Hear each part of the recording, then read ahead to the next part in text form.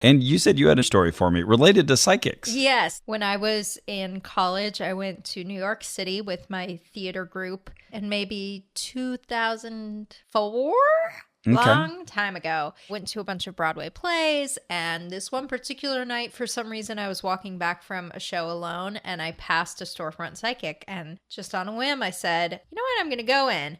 And she had a sign out front that said, palm readings, I want to say $20. And I was like, sure, that sounds fun. So I went in. She started reading my palm. She was like, boy, you got a lot of problems. There's a darkness in your soul. There's a light in everyone's soul except yours. Yours is dark, dark, dark. Oh, my goodness. I know. And at the time, to say this to a young gal, too, because you were very young then. Yeah. I was probably like 20. My goodness. Yeah. Dark, dark, dark. Oh.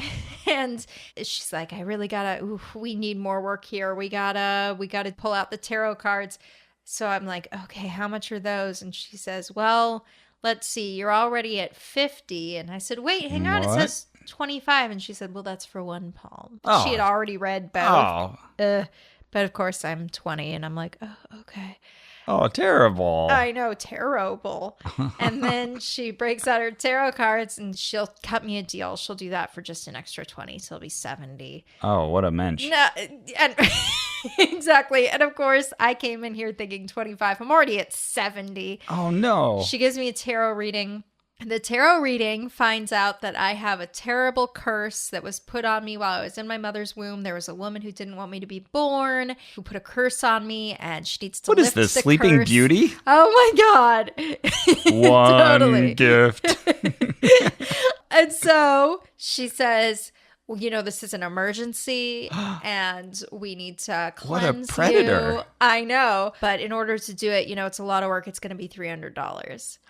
And I said, I don't have $300. And I really didn't. I was 20. And so she's like, well, what do you have? And I said, on me, I have, you know, $80 or whatever it was. And she said, can you go to the ATM and get $300? What a horrible person. And I was like, I guess. And so she says, okay, go down the street. There's a supermarket there. You can pull out the money there. And then, is she making you pay for what you've gotten already? I think I did. I think I did pay for that first. And then she calls into the back room where her kids are and says, hey, Victor, come here.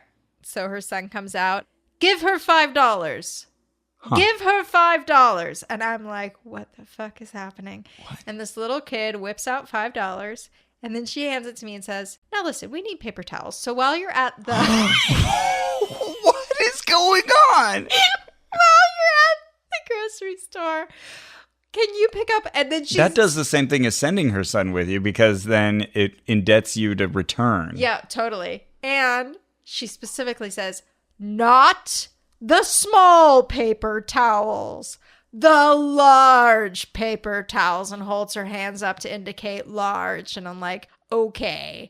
And I took the $5 and I walked toward the grocery store and then I fucking booked it. Yeah. Yeah. But then when I got home, of course, I told my friend this story and he was like, oh my God, so the curse is still on you? Which that was the takeaway. He meant it.